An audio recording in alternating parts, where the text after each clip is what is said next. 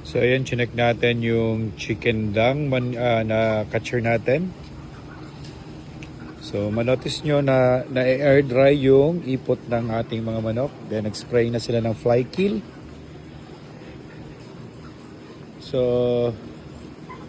recently may mga ilan na langaw dito sa area. Gawa po ng may mga malapit din na farm dito na broiler farm. Pero as you notice, walang basa dito sa ground ng ating farm. Then naglalagay sila ng carbonated rice hull. Ayan o. Then ito yung ipot, tumigas na. Ayan. So na-air dry yung ipot ng ating manok niyan. Ayan. So manotice nyo yung balahibo. So roughly estimated, possible nasa ilang percentage na yung nagda-drop na mga itlog dito sa farm. Sobrang dami na ng mga balahibo. So ganyan yung design ng ating chicken dung manure.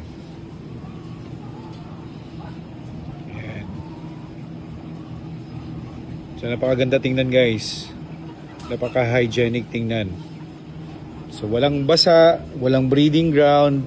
So yung mga langaw na pumupunta dito, galing yan sa ibang farm ng poultry na broiler.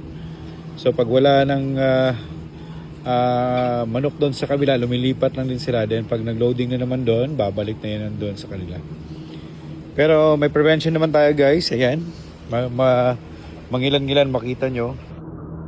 Ayan, patay lahat yung mga langaw. So ito yung ginagamit natin, fly kill. Ayun o, ebidensya, patay yung langaw.